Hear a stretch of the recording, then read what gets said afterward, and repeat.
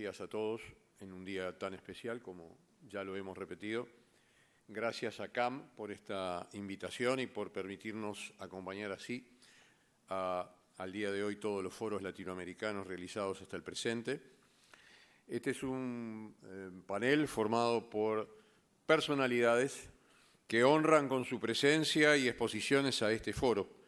Vamos a abordar lo que se ha titulado como la legislación y el AIRA, como lo han dicho, el funcionamiento de las leyes antidiscriminatorias que existen en nuestra región ante los delitos de racismo, xenofobia, antisemitismo por un lado, y lo que la institución AIRA ha podido y puede hacer en ese contexto o en esos contextos. Aun cuando nosotros creemos que casi todos conocemos las bases del AIRA, Alianza Internacional de Recordación del Holocausto, para decirlo en castellano, permítanme brevemente decirles qué es. AIRA es una organización intergubernamental que tiene hoy 35 estados como miembros plenos y 8 como observadores, porque Brasil se retiró como observador hace apenas 2 o 3 meses y estuvo desde el principio. AIRA fue fundada en 1988 por el que fuera primer ministro de Suecia, Göran Persson, con el objetivo de enseñar, investigar, recordar, aportar definiciones y materiales educativos relacionados con el holocausto del pueblo judío. El 26 de mayo de 2016, los países miembros de la AIRA, o vamos a seguir nombrándolo de esa manera que es más corto, adoptaron la definición práctica jurídicamente no vinculante de antisemitismo. El antisemitismo es una cierta percepción de los judíos que puede expresarse como el odio a los judíos. Las manifestaciones físicas y retóricas del antisemitismo se dirigen a las personas judías o no judías y o a sus bienes, a las instituciones de las comunidades judías y a sus lugares de culto. Esa es la definición genérica. Después, el AIRA, para orientar y esclarecer la definición, estableció ejemplos contemporáneos de antisemitismo. Y fíjense que algunos que se fijaron en 2016 y que después parecieron diluirse, no en el tiempo, pero en los años, por la dinámica del propio mundo, pero llegó también el 2023. Y los ejemplos que pone el AIRA, o que puso el AIRA en el 2016, y voy a citar solamente algunos, acusar a los judíos como el pueblo responsable de un perjuicio, real o imaginario, cometido por una persona o grupo judío, o incluso de los actos cometidos por personas que no sean judías. Otro, negar el hecho, el ámbito, los mecanismos, por ejemplo, las cámaras de gas, o la intencionalidad de genocidio del pueblo judío en la Alemania nacionalsocialista y sus partidarios y cómplices durante la Segunda Guerra Mundial. Otro, culpar a los judíos como pueblo o a Israel como Estado de inventar o exagerar el holocausto. Otro, acusar a los ciudadanos judíos de ser más leales a Israel o a las supuestas prioridades de los judíos en todo el mundo que a los intereses de sus propios países. Otro, de negar a los judíos su derecho a la autodeterminación, por ejemplo, alegando que la existencia del Estado de Israel es un empeño racista. Ahí estamos empezando a recordar los últimos 2 años, ¿no? Aplicar un doble rasero al pedir a Israel un comportamiento no esperado ni exigido a ningún otro país democrático. Cada vez recordamos más estos últimos 2 años.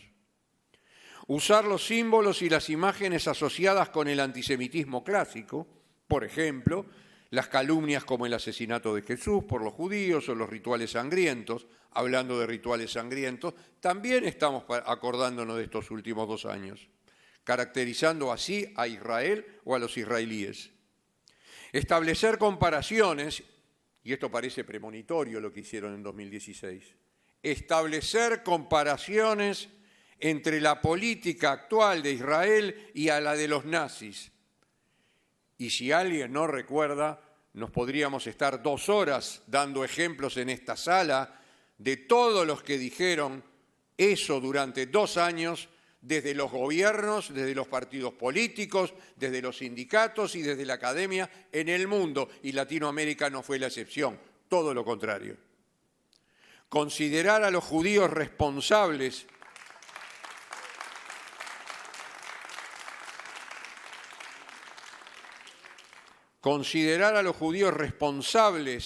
de las actuaciones del Estado de Israel.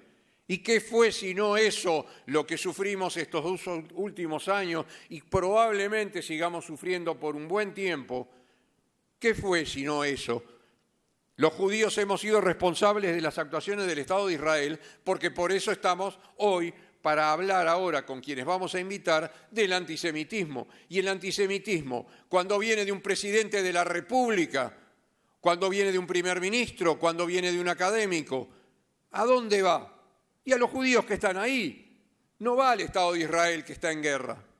Eso es lo que pasó estos 2 años también. Y por último, el ejemplo, los actos delictivos son considerados antisemitas cuando los objetivos de los ataques, ya sean personas o propiedades, como edificios, escuelas, lugares de cultos y cementerios, son seleccionados porque son o se perciben como judíos o relacionados a judíos. Les tengo que preguntar a legisladores de muchos países que están acá, ¿qué pasó con las escuelas judías en nuestros, porque son nuestros países latinoamericanos, o con los edificios de las comunidades, o con los lugares de culto, o con los cementerios?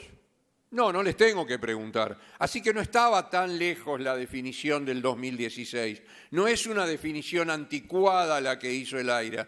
Todo lo contrario, lograron los antisemitas hacerla más vigente que nunca, desgraciadamente. Así que a través de esta definición y sus ejemplos vemos todos los hechos que han sucedido y suceden ahora. Las vandalizaciones de todo tipo. Así que vamos a preguntar ahora, citándolo, sobre la práctica y aplicación de las leyes penales contra el odio antisemita en estos últimos 2 años. A ver, ¿se pudo hacer algo o nos tapó la ola? Y si el AIRA, a través de sus definiciones e investigaciones, es un respaldo y un apoyo para enfrentar las agresiones. Voy a empezar con el doctor Franco Fiumara. Ahí va, muchas gracias. Con el doctor Franco Fiumara, juez federal, pero que además tiene una trayectoria muy importante en relación a los estudios del Holocausto, que ha hecho mucho sobre ello, y ha tenido un rol central en un tema que va a ser no la primera pregunta, porque va a haber varias preguntas en este primer planteo, que tiene que ver con el hecho terrorista antisemita más importante que ha sufrido no solo Latinoamérica, sino particularmente la Argentina. El pogromo perpetrado por Hamás en octubre de 2023 tuvo el respaldo ideológico y logístico de Irán. Ahora, el terrorismo iraní hizo 2 atentados brutales en Argentina, como todos sabemos, en el año 92 a la Embajada Argentina y en el 94 a la AMIA. Después de décadas de lucha judicial, política, periodística, para que los culpables de la atrocidad del 94 contra la AMIA se llegara a algo, se logró este año algo que se pensaba también como un sueño, como muchas cosas que hemos soñado que pudieran pasar este año, que es la aprobación del juicio en ausencia contra los asesinos.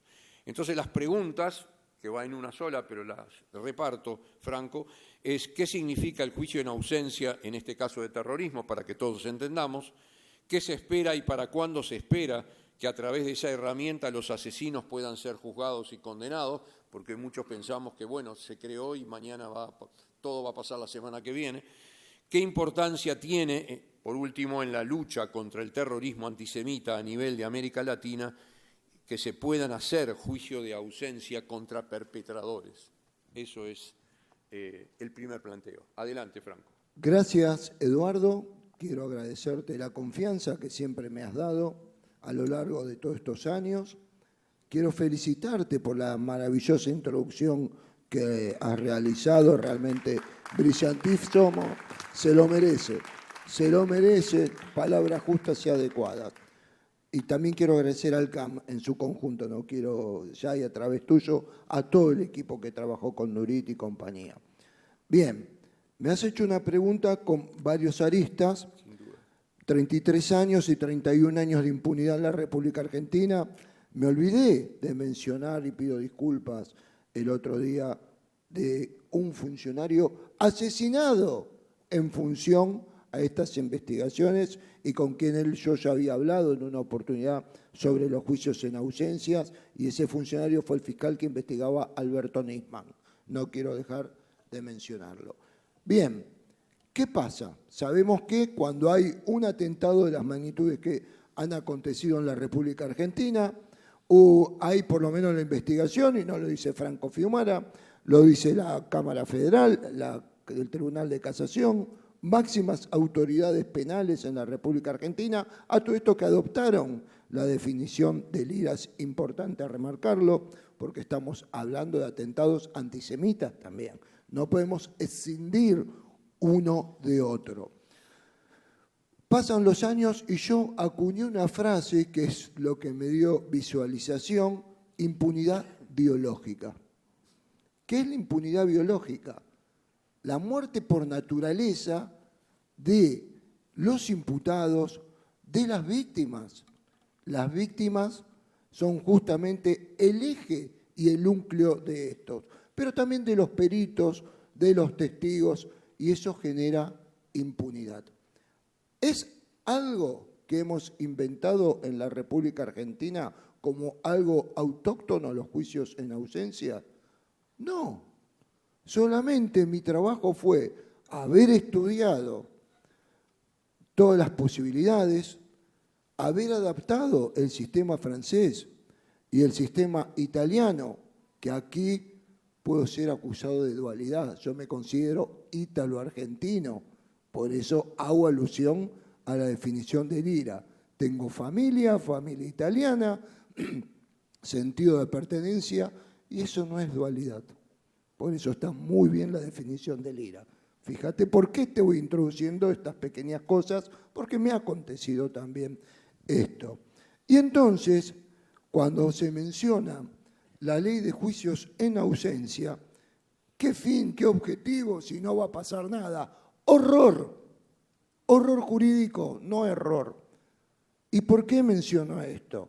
Porque es la única posibilidad de poder juzgar a quienes han cometido el crimen, aún sin estar presente, y todo dentro del marco legal constitucional y de la Convención Interamericana de Derechos Humanos, porque de alguna forma el artículo 13 y 8 y también el Pacto de Derechos Sociales y Políticos autorizan bajo ciertas circunstancias estos procesos.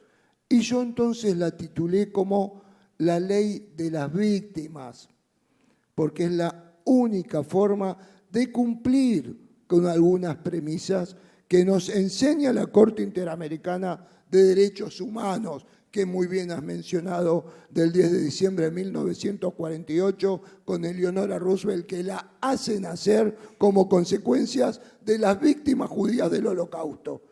Nada es casual, todo es causal, y fíjate cómo te fui haciendo un hilo conductor. Entonces, teniendo todos estos argumentos legales, teniendo las posibilidades técnicas, hemos llegado en un estadio sin retorno, algo que nos enseñan los derechos humanos, principio de progresividad y no de retraso, y entonces juzgaremos en un futuro, creo yo, bastante inmediato, a los autores intelectuales debidamente identificados del gobierno de Irán, y también a quienes fueron los arietes, entre ellos Salman al-Reda, que actuó en la triple frontera, estuvo involucrado en ambos atentados en la República Argentina, pero como le decía a nuestros hermanos de Panamá, también en Alas Chiricana, en ese vuelo. Aquí la importancia de poderlo impactar. ¿Y qué impacto tiene? Como decía la Corte Internacional, se van a respetar los principios. Verdad, pero una verdad sobre acontecimientos históricos y verdaderos, que sería el cuerpo del delito, no una verdad o posverdad y una mentira como se intentó insertar a través del memorándum de entendimiento con la República Islámica de Irán. Justicia, que no haya impunidad, ese es el objetivo.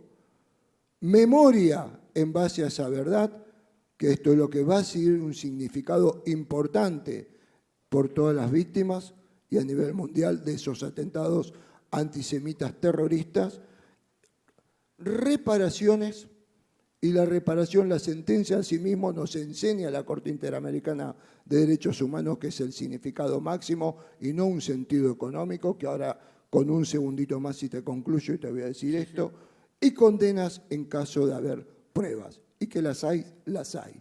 Llevo 40 años en la justicia y tengo un poquitito de experiencia en estas cuestiones.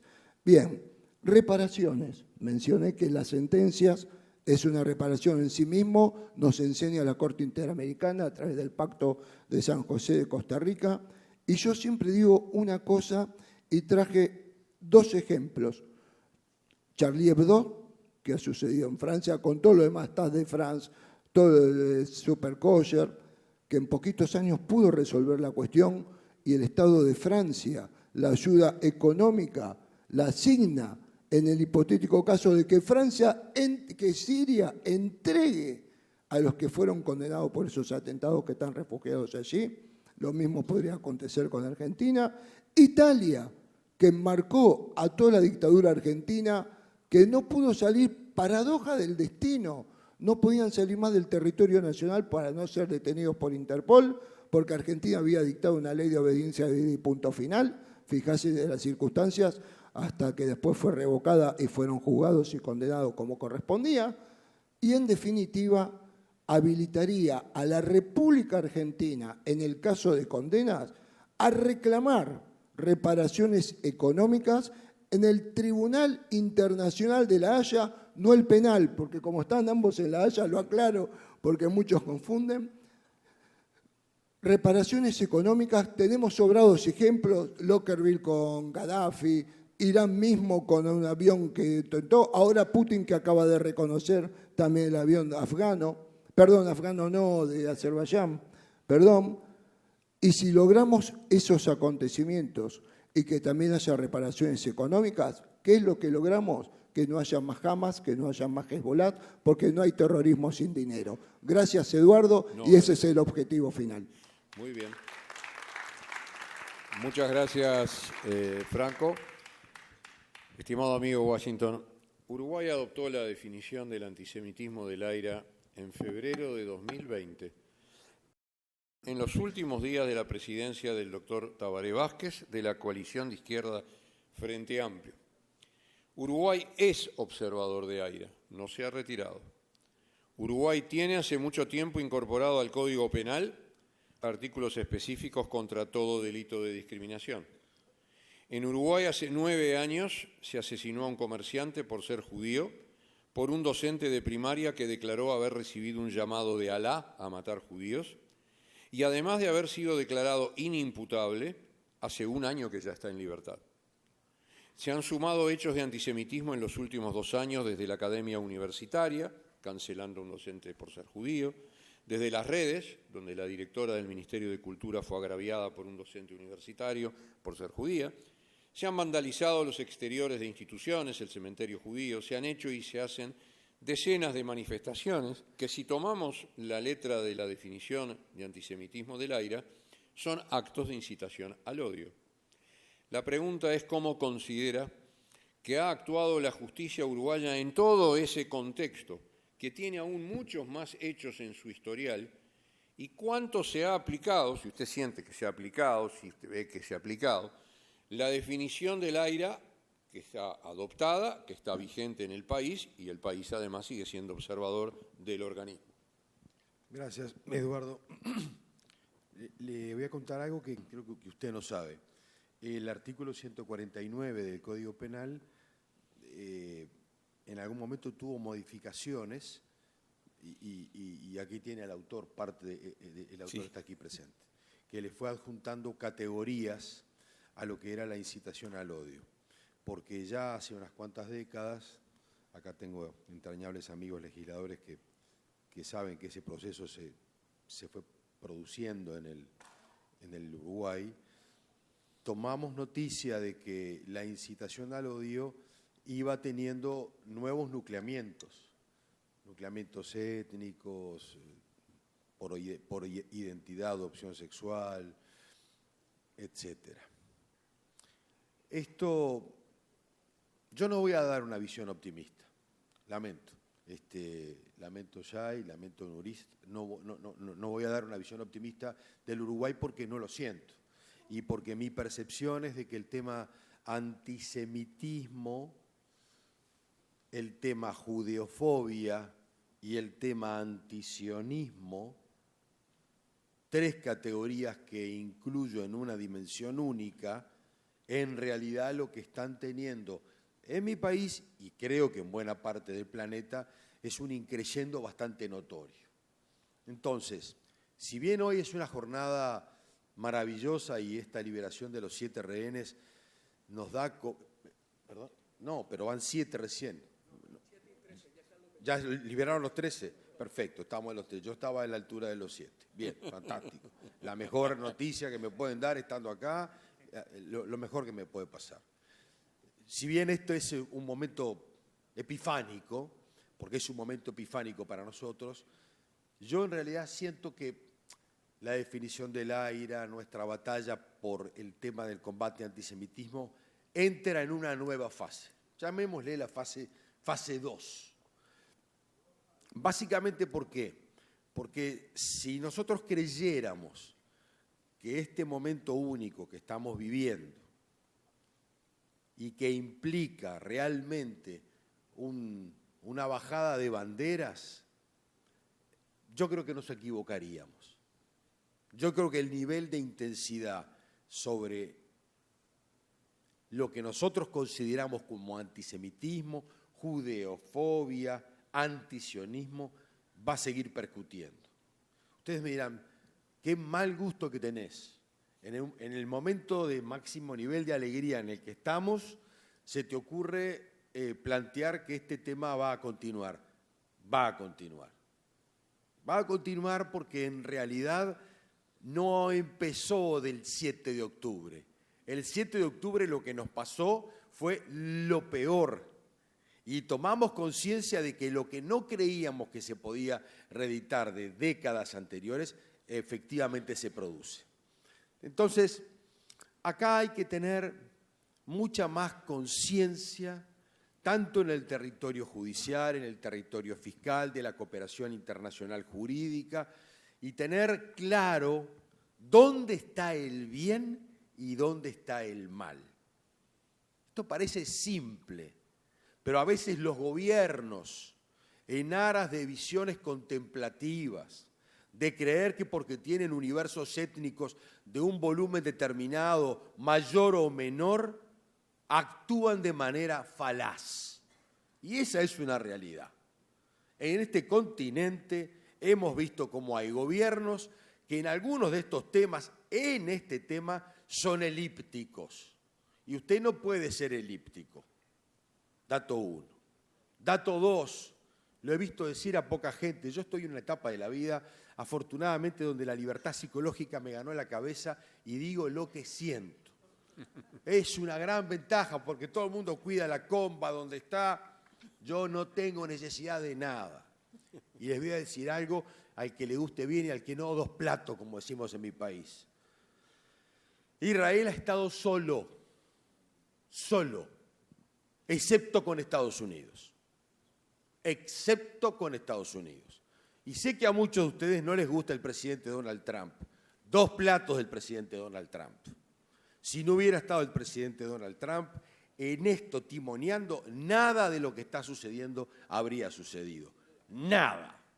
Cuando vimos las jornadas de Irán y cuando aquella operación engañifa de que no, de que sí, y salieron los aviones y lo de Irán duró lo que duró y se terminó, todos supimos lo que ayer decía Pilar Rahola. Mirá cómo es esto.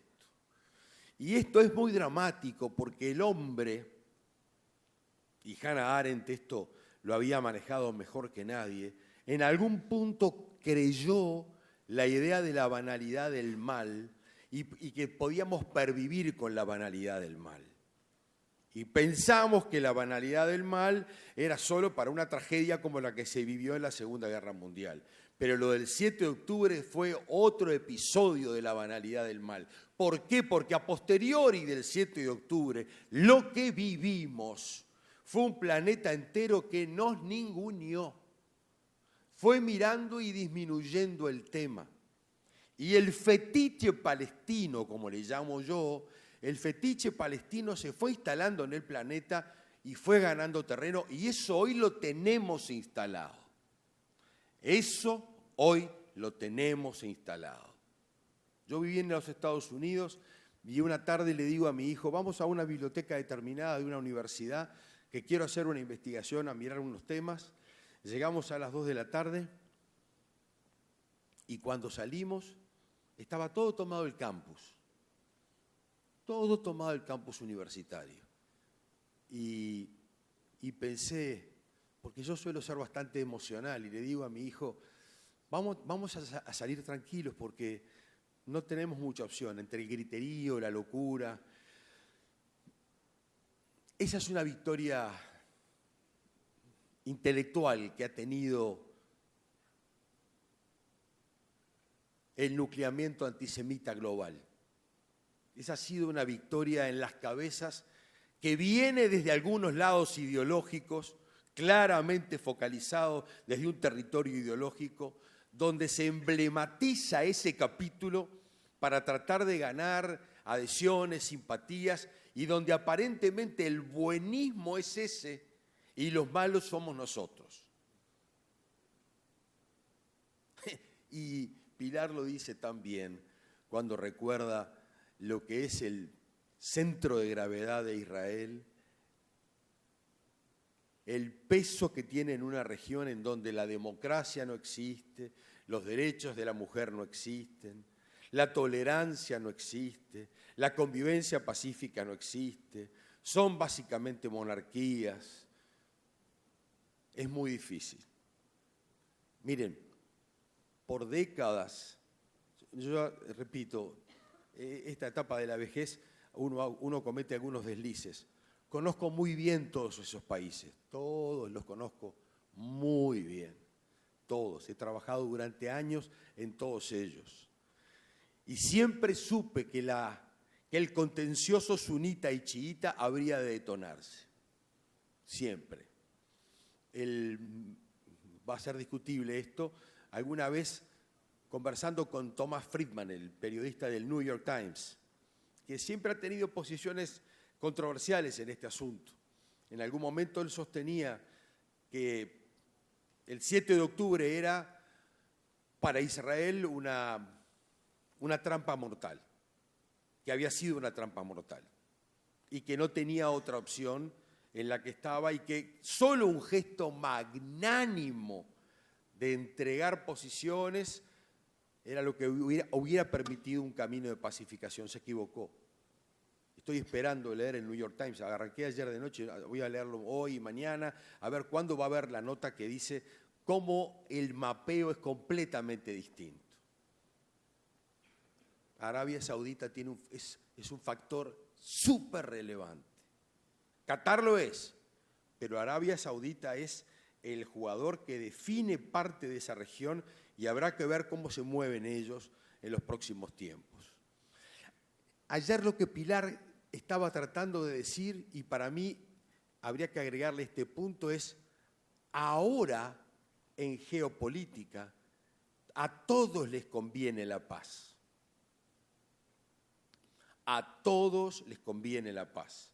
Porque el conflicto, cuando usted ubica el territorio de la geopolítica en el territorio del conflicto, disuelve, disgrega, genera un clima de tensión permanente y no ambienta clima de negocios, ni inversión, ni estabilidad, ni nada. Y ya nadie aguantaba más eso. Quiere decir que tenemos una oportunidad increíblemente histórica. Lamentablemente nuestro continente no ha estado a la altura. No ha estado a la altura. Ha creído que tenía que pendular, que optar, y ha jugado un poco con este tema prácticamente desde el punto de vista electoral. Acá hay un desafío por delante que tenemos gigantesco, un desafío de concientización, de convicción y de persuasión. De persuasión. Por alguna razón que, repito, todavía no está fácil de desentrañar este enorme incremento de antisemitismo fáctico e intelectual. Fáctico porque vemos día a día atentados, intimidaciones, presiones, asesinatos, etcétera.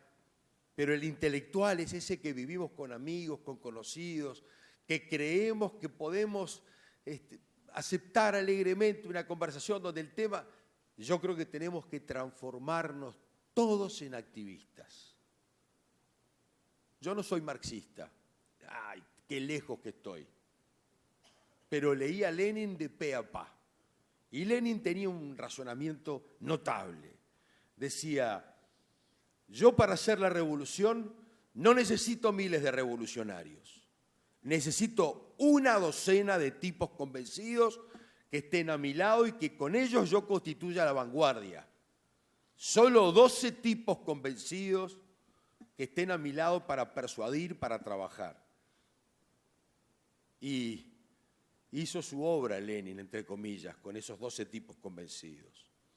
Así que nosotros vamos a tener que ser no 12, 200, 200.000, los que podamos, todos nosotros los que estemos convencidos de este tema, en el café, en la esquina, en la universidad, en el juzgado, donde estemos tenemos que dar la batalla, porque a veces hemos sido permisivos creyendo que de alguna forma ser tolerante implicaba dejar pasar alguna cosa.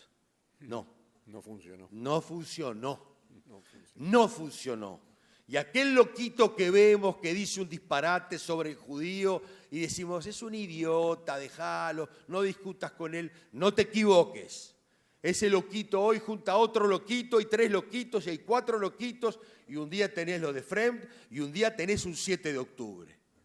Así que el tema es un tema de prevención, un tema de estar el paso antes, un tema de cuidarnos a nosotros mismos, porque acá, y remato con Huntington, yo en mis clases de facultad durante décadas, le decía a los chicos, Samuel Huntington, choque de civilizaciones, miren los pronósticos de lo que está haciendo, profesor de la Universidad de Harvard, inteligentísimo, todo lo escribió hace décadas, quiere decir que no es que no estábamos advertidos, no queríamos verlo. Entonces, como cuando uno tiene un pequeño dolor en una pierna o una pequeña presión en esta zona y dice, no va a ser un paro cardíaco o algo y al rato las cosas pueden ser muy tristes, muy jorobadas, muy dolorosas. Tuvimos las señales, tenemos las señales, ahora estamos cicatrizando en este momento, tenemos un momento maravilloso donde la herida la estamos cicatrizando, pero no quiere decir que la irrigación metabólica de la sangre continúe perfectamente y bien. Vamos a tener que estar atentos, midiendo permanentemente. Creo que es lo que hay que hacer. Sí, es lo que decíamos. Muchas gracias, Washington. Fernando, como autoridad designada por OEA para monitorear el antisemitismo hace más de 5 años, has visto en sus reiteradas recorridas por toda la región el nivel de antisemitismo en cada país, que ha tenido un incremento exponencial, lógicamente, desde octubre del 23. La región tiene características particulares en la judeofobia porque tiene antisemitismo desde el Estado, no es muy común en el mundo, por lo menos no es generalizado, como en el caso de las dictaduras de Venezuela, Cuba y Nicaragua, pero también en gobiernos surgidos de elecciones, donde surgen declaraciones desde los propios gobiernos y generan lo que yo ya dije en la introducción. Esos se unieron a otros gobiernos de otros continentes para intentar condenar a Israel ante la Corte Penal Internacional. Tomando como referencia la definición de antisemitismo del AIRA, la comparación de Israel con los nazis es algo que el AIRA define como acto de antisemitismo, lo dijimos, pregunto, ¿cómo has visto desde la OEA el crecimiento del antisemitismo en la región? ¿Cómo has interactuado con las comunidades judías víctimas del antisemitismo desde el Estado? ¿Cuál fue la estrategia de trabajo que se pudo utilizar desde la OEA y su trabajo allí para enfrentar tantos ataques de discriminación, racismo y odio antijudío? Y por último, ¿cómo ves en esta perspectiva tan compleja y tan nueva a la OEA como una herramienta para seguir actuando en situaciones de este tipo. Muy bien. Eduardo, muchas gracias. Muchas gracias a CAM por la invitación. Shai y Nurit, otra vez estamos juntos con mucho gusto. Y a todos los presentes, mis colegas de sesión. Primero una corrección, son 4 años, no son 5 todavía. Todavía no llegamos a 5. A ver qué pasa. Te cuento que, en primer lugar, quería algo que Clara y Franco han mencionado sobre la Declaración de Derechos Humanos, que el tema de esos documentos, y ahí llego después a la cuestión de la Corte, tienen una historia judía bastante interesante que ni siempre la gente conoce. Mencionaste a Eleanor Roosevelt sobre la Declaración Interamericana. Yo me acuerdo de René Cassin, un jurista judío francés, que es uno de los creadores de la Declaración Universal. Me acuerdo de Raphael Lemkin por la Convención del Genocidio del 48, también 77 años este año. Me acuerdo de Hans Lauterbach, de Crímenes contra la Humanidad. Así que tenemos una historia que está muy asociada a esos documentos que son constitutivos de la vida que hemos vivido en los últimos casi 80 años. Y a partir de esos documentos se crearon legislaciones nacionales sobre el tema. En América Latina estamos, para empezar a contestar, impulsando para que países tengan una legislación.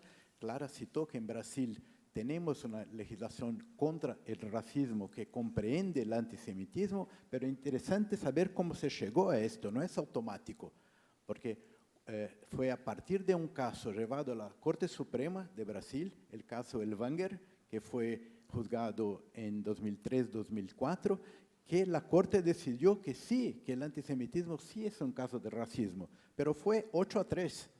No fue unánime, no fue fácil, fue una batalla, como siempre es una batalla, y commendo a Franco por su batalla por el juzgado in absencia, porque había jueces que decían, no, esto no se aplica a los judíos, el tema del racismo es solamente para la población negra. Judíos son otra cosa, no se aplican. Un otro decía, como hoy escuchamos muchas veces cuando hay casos de antisemitismo, no, esto no es antisemitismo, esto es libertad de expresión. Uno puede criticar, no está criticando a personas, está criticando a Israel o a políticas de Israel, y ahí hay que hacer una distinción muy clara. Y llego a la definición de la ira. Es claro, es evidente que críticas a políticas del gobierno de Israel son legítimas, no tienen nada que ver con antisemitismo. Uno está plenamente legitimado, y como lo hace de Brasil, de Argentina o de Estados Unidos. Punto. Otra cosa, ahí sí, es usar estándares que no se aplican para otros países. Es decir, esto lo que hacen es como los nazis hacían. Esto lo que hacen es un genocidio. Y llego a la Corte. ¿Por qué no es genocidio? Porque Raphael Lemkin, cuando fue el autor de la convención, y basta aún, no necesita ser un jurista para comprender que hay necesidad de una intención, un dolo específico para exterminar en todo o en parte un pueblo.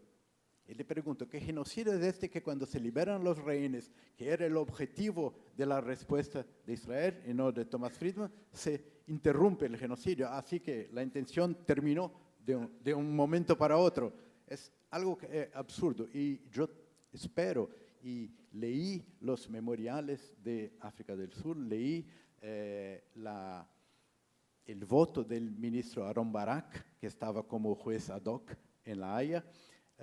Asistí a la defensa de Tal Becker, que era el abogado de Israel, y yo estoy bastante convicto que si la cosa no es política, si es jurídica, van a tomar la decisión cierta y decidir que no es un caso de genocidio. Porque las acusaciones no son de ahora, empezaron en el 8 de octubre, no esperaron ni siquiera la respuesta de Israel. Israel empezó la respuesta, creo que el 23, el 22, como 2-3 semanas después, y ya se decía algo de genocidio. Así que hay un partipri. Bueno, ¿por qué AIRA es importante? Ahora tenemos que distinguir dos cosas. Una cosa es la asociación y otra cosa es la definición. La definición es una pequeña parte del trabajo que hace AERA. No es todo y no hay que confundir una cosa con la otra. AERA es una asociación que se dedica a la memoria del Holocausto, no solo judío, también de los Roma, de los Sinti, otras poblaciones que fueran asesinadas, y promueve estudios y promueve seminarios y produce papers sobre el tema, y ahí destaco también una otra figura que perdimos el año pasado, el profesor Yehuda Bauer, que fue uno de los autores intelectuales de la definición. Y yo en estos 4 años, vamos a descontar uno de la pandemia que no pudo circular, estoy en los países, no en todos, pero en muchos, en Colombia, en Chile, en Argentina, en Uruguay, en Panamá, por 3 veces, y estimulando a que los países adopten la definición, y conseguimos en este tiempo agregar en las Américas, ya tenían Estados Unidos, Canadá, Argentina y Uruguay, países como Colombia, Guatemala, Panamá y Costa Rica recientemente. ¿Y por qué es útil? La definición, y entrando en el tema, no es algo perfecto o sagrado o intocable, es un instrumento, y producimos en la OEA un manual de uso de la definición práctica de la OEA, de la AERA. ¿Por qué? Porque para nosotros, y voy a generalizar, que más o menos estamos entrosados con el tema, conocemos las distinciones de qué es una cosa, de qué es otra, no es así para toda la gente. La gente no tiene la educación y no tiene la obligación de conocer las sutilezas del tema. Así que, por ejemplo, cuando hay un caso concreto y uno va a una estación de policía para explicar al oficial qué está pasando, no se puede presumir que el delegado va a saber, va a conocer este tema.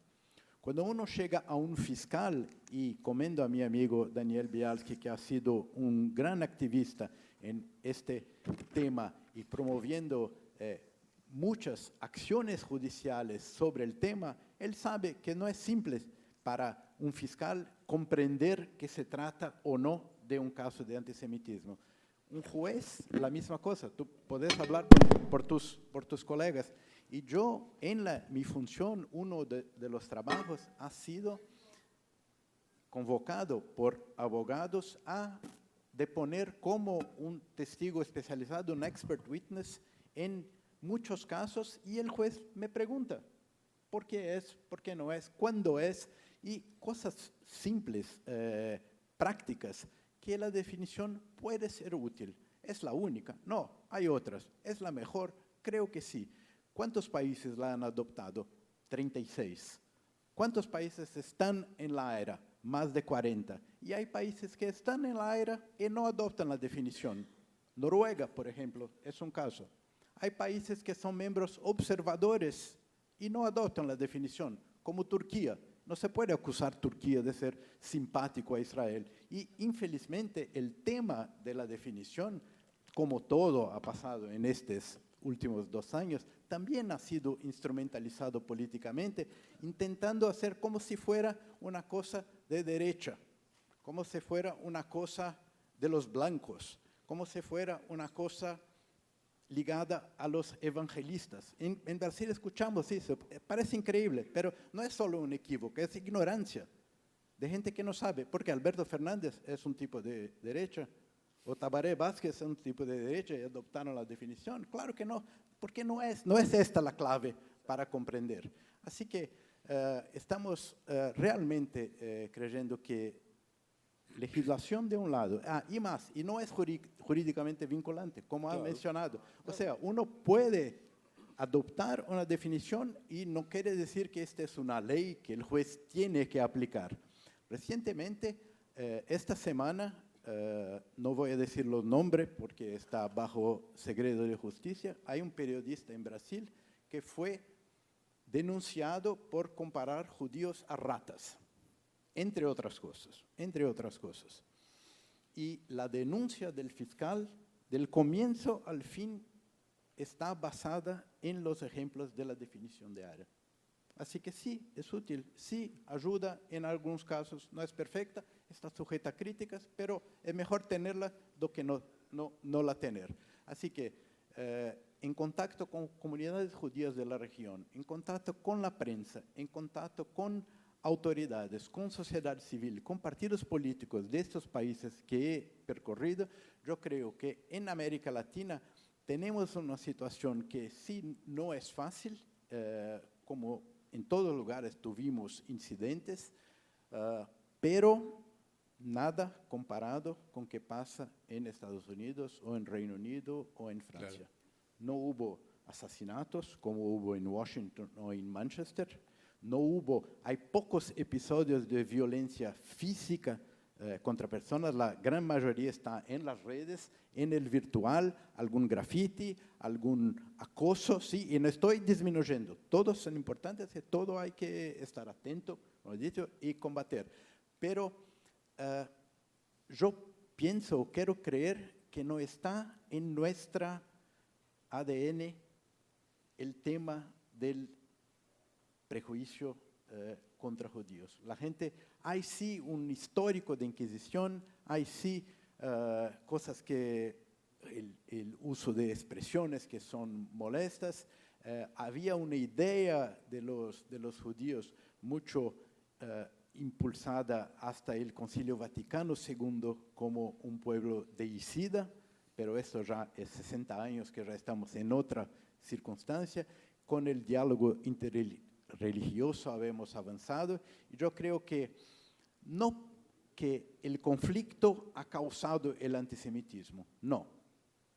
Esto sería como acusar a una mujer que es víctima de una violencia sexual de ser la causadora de la violencia porque está con un traje así o asado. No, las víctimas nunca son los culpables. Nunca son los culpables. Pero, ¿qué pasó? Con el conflicto, los antisemitas salieron de sus, no sé, donde viven. ¿Cómo se dice esgoto en español? El sewer, que salieron de ahí, subieron y vinieron con su odio, con sus ofensas, con sus agresiones, y yo creo que ahora, desde el día de hoy, que se vislumbra, no está nada garantizado, es solo una primera fase, pero se vislumbra un escenario mejor, que ellos tengan menos pretextos para hacer lo que hicieron durante esos 2 años. Gracias, Fernando. ¿Tenemos tiempo para una segunda ronda? Una ronda para cada uno. Vamos a volver entonces en el mismo orden, Franco.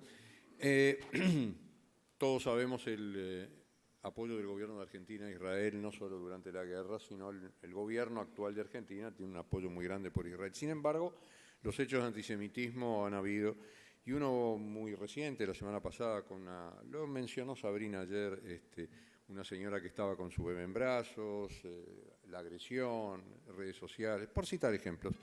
La pregunta es, porque estás en el juzgado y tenés que estar en el juzgado full time, pero además conoces el funcionamiento de toda la justicia, ¿cómo funciona hoy la justicia argentina en este panorama en aplicación de normas civiles y penales que estén vigentes, incluyendo la ley antidiscriminatoria? Cuando viene un caso tras otro, algunos llegan a la justicia, otros no, algunos se aplican de oficio, algunos actúan de oficio. O sea, ¿cómo se enfrenta? Porque el antisemitismo no es que subió o bajó por un tema político, sino por un hecho real de la sociedad. Y Argentina, sea en Buenos Aires u otras ciudades, no es la excepción, es decir, es Latinoamérica y es un país muy grande. ¿Cómo funciona ahí la justicia? Te agradezco la pregunta. Realmente es compleja la trama. Hay que saber cómo funciona la justicia en Argentina. Nosotros somos un Estado federal, tenemos 25 códigos de procedimientos en un país con 24 provincias, porque aparte de cada provincia tener el suyo, está el federal. Así que es complejo in extremis el tema. Primera aclaración.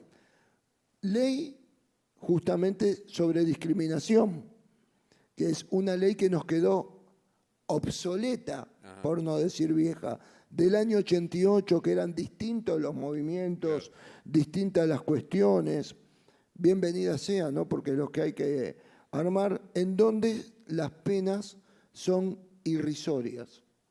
Hasta 1 año de prisión, yo puedo decir, quiero ser bien interpretado con los ejemplos, cuando uno dice ofensivamente judío tal cosa, judío avaro, que son las cuestiones de los ejemplos que bien nos describiste vos y nos describe Fernando. ¿Qué sucede con esto? Lógicamente ya hay una acción de parte, no del Estado, tiene que presentarse uno, decir, el acceso a la justicia con esa ley quedó un poco obsoleta, vieja, tiene que ir, presentarse como querellante, me está acosando en este tema. Primer punto, entonces el acceso a la justicia es difícil. Segundo punto, la cuestión, la ley nos dice que es un delito federal. Entonces, ¿qué acontece? Van, pintan esvásticas en un cementerio y empieza la policía que no sabe a qué juez o a qué fiscal llamar, si al federal o al provincial. Es el segundo conflicto que tenemos. Mencionaste a Sabrina, a quien le agradezco también, porque fue una activísima en la ley de juicio en ausencia y en todas estas cuestiones. Yo creo que si me acompañan se lo merecería el aplauso, porque ustedes no saben el trabajo que hizo también con Damián Arabia, ¿no? Y con todo el equipo de trabajo. Y yo se los agradezco porque, bueno, se lo merecen porque van a tener los resultados quizás en el 6º foro de lo que va a ser el juicio en ausencia. ¿Y cuál es el problema que nos suscita esto? Empiezan las cuestiones de competencia. ¿Y qué pasa cuando empieza a trabarse la competencia entre un juez provincial y un juez federal? Tiempo que transcurre, ¿verdad que escapa? Entonces se diluyen las pruebas, un poquito de lo que hablaba antes. Y doy casos en concreto, lo que pasó en Bahía Blanca con las pintadas en el templo, las asociaciones, esvásticas, fuera judíos, todo. Bueno, que parecía algo olvidado, parecía que estábamos en 1938 en el Kristallnacht, más o menos, ¿no? Sin exagerar, sin comparar, pero quiero decirles cómo claro, hay que hacer estas cuestiones como para la norma, la falla de la ley que nos explicó ella, y ahora yo quiero explicarles esto. ¿Dónde ubico este delito como delito de odio en una ley obsoleta que no menciona nada de apología al nazismo, no menciona nada de antisemitismo? Pues estamos hablando de la estructura mental de los operadores de justicia o del derecho también. Yo puedo ser el juez, puedo estar convencido de una cuestión, y voy a llevarles el ejemplo práctico. Yo conozco el tema, mis colegas que se sientan conmigo en el tribunal desconocen o me escuchan a mí, como bien dijiste, Fernando, escuchando asesores permanentes. Y entonces acá empiezan las cuestiones, porque tengo una ley. Vienen los defensores, me dice, el mejor genetista del mundo, que es brasileño, Spado, dice que las razas no existen, lo cual yo comparto. Es una estructura política las razas, no biológica. Yo no me saco sangre y me sale Sosita lo argentino, por eso empecé con el ejemplo. Se sacan sangre y dicen yo soy judío porque mi sangre lo dice. Fíjense, fue destructivo en eso Spado. La genética tenemos prácticamente el 99,1%. No pido disculpas, no me recuerdo bien, pero voy aprendiendo por todas las cuestiones cuando tenemos autopsias y esto, las explicaciones. Todos los seres humanos tenemos prácticamente la misma carga biológica, con excepción de muy poquitas centésimas de carga, que es lo que nos da el color del cabello, los ojos, alto, flaco, gordo, todo lo que nos diferencia como seres humanos, que nos enriquece. Entonces ya tengo que, el judaísmo no me entra en el concepto de raza. Bienvenido sea que así no sea, pero jurídicamente es un conflicto. ¿Dónde lo ubico entonces el ataque contra el judío? Sin existir todavía la definición, que ahora voy a ir al ejemplo práctico, como religión.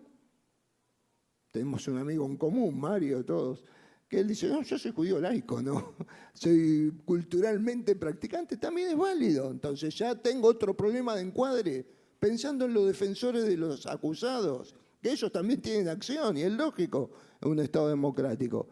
Yo siempre trato de ubicarlo en un sentido único, que es nación. ¿Y por qué? Porque acá entraría en juego un pueblo, una nación. Puedo tener como nación una identidad, como pasa hoy con los kurdos, pero no tiene un Estado físico. Bienvenido sea el Estado de Israel como defensa del judaísmo entonces. Entonces creo que jurídicamente, por lo menos con la ley vieja argentina, es donde tendríamos que ponerlo como un sujeto de defensa justamente del Estado, ¿no? El judaísmo en su conjunto. Creo que me fui mucho, pero ¿por qué les traigo esto? Y les traigo un ejemplo que acá creo que justamente Sabrina me había recomendado a mí como testigo perito técnico en una causa a un político argentino de izquierda recalcitrante para mi punto de vista antisemita. Declaré 3 horas en el juzgado, no me voy a olvidar nunca, porque justo era el día del cumpleaños de mi señora y pasé en el juzgado como testigo en el escenario.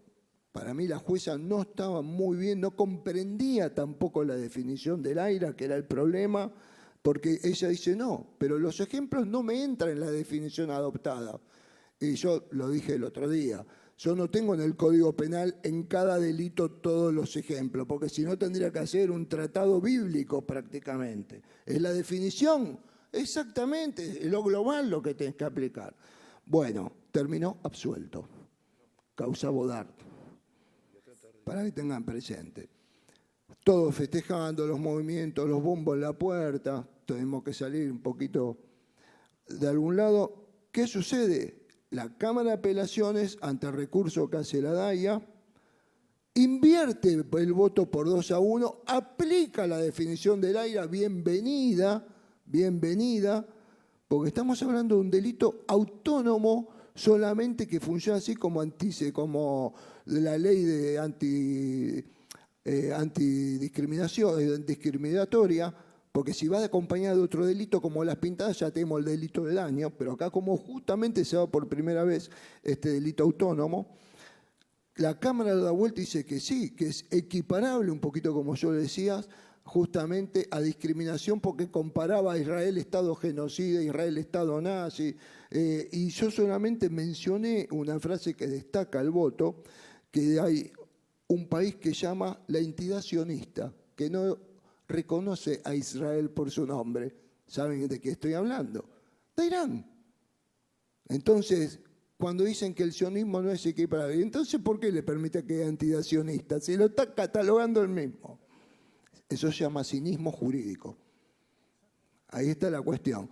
¿Qué nos pasó? Porque así te quiero concluir con esto, pero es muy importante. Bueno, bienvenido sea esta jurisprudencia, apela al defensor con todos estos argumentos que yo se los tuve que explicar largos. ¿Qué nos pasó la semana pasada? O la anterior, Sabrina, por ahí recuerda mejor la fecha.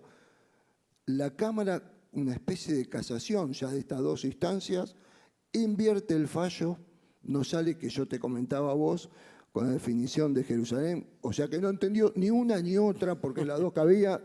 Me duele mucho porque son colegas, pero a veces hay que pensarlo así. Lo absolvieron, revocaron el fallo, volviendo a festejar ellos, y ahora estamos esperando que el Tribunal Superior de la Ciudad de Buenos Aires, con buen tino, vuelva a establecer las cosas como son. Un acto de antisemitismo bajo justamente la definición de la AIRA, como mencionamos. Tenemos esta esperanza. La justicia federal es mucho más pragmática al respecto, es mucho más práctica, comprende mayormente la magnitud de estas cuestiones que parecen chiquitas, pero vieron que yo ayer decía que el primer acto es la discriminación y el segundo es el ataque y el tercero es el caldo para el terrorismo. Bueno, por eso la justicia federal comprende mejor. Esta es la situación y por eso yo solo y concluyo, creo que aparte de la definición de educar en ese sentido, educar a nosotros mismos, que somos bastante ignorantes de esto, es una cuestión global de lo que significa la definición del AIRA, también es importante tener una justicia operable con una ley que diga tipo penal antisemitismo, exposición de motivos, estimados legisladores de América Latina. La exposición de motivos es la definición del AIRA, entonces no hay escapatoria. Se acabó el juego y por lo menos la justicia va a actuar como corresponde, memoria, verdad, justicia y reparación con condena. Así podemos ir por lo menos controlando a los antisemitas. Gracias. Gracias a ti, un camino complejo, sin ninguna duda. Bueno, por el pedido de los organizadores, les voy a hacer, lógicamente sigo la ronda, pero con preguntas más puntuales, iba a ser un poco más amplias, pero bueno, voy a ser puntual. Washington, ¿cuánto crees que hay de antisemitismo? Porque tú lo mencionaste, ideológico y militante, pero ahora voy a hablar de nuestro país, de Uruguay. ¿Cuánto hay de ignorancia que cuando, por ejemplo, se participa en marchas, en acciones contra Israel, pero que en la práctica siempre van a caer sobre la comunidad judía uruguaya? Y en esa pregunta corta, algo que te toca muy de cerca, porque tú sos un gran periodista y un gran columnista, ¿hay realmente un periodismo que haya estudiado el conflicto, todo el contexto, y sea capaz de entregar una información objetiva, como puede pasar con, aunque no sea muy objetiva, con un periodista americano, francés, que va, estudia, etcétera? Yo por lo menos no lo noto, y en Latinoamérica es difícil. O sea, esa es la pregunta cortita. O sea, por un lado, esa ignorancia que se ve, pero la masa sigue, y por otro lado, el que la informa, que es el periodismo. Creo que hay poco periodismo especializado, inclusive creo que lo hay en buena parte del continente. Creo que hay un periodismo que en general en estas épocas de posverdad en realidad toma posición y hace digamos, un análisis desde lo ideológico, y creo que ese es un problema fenomenal que tenemos. El que está de un lado o el que está del otro cree que puede hacer una especie de narrativa y sabe que va a encontrar a tirios y troyanos. Entonces cuesta mucho encontrar a gente que tenga la capacidad de externalizarse y mirar el fenómeno desde el conjunto y mirar la secuencia histórica del conflicto. El conflicto tiene décadas, centurias. El conflicto tiene fenomenales complejidades. Requiere de abordajes sustanciales, profundos. Ayer lo hemos estado viviendo por todas estas horas. De vez en cuando entre nosotros mismos encontramos zonas en donde tenemos que hacer puentes porque nos cuesta entender lo que pasa en algún que otro momento de cómo han sido los acontecimientos. Tengo la impresión de que, acá hay una interpretación que hago desde la sociedad, de que las élites en general suelen tener capacidad de montar sus narrativas y empujar.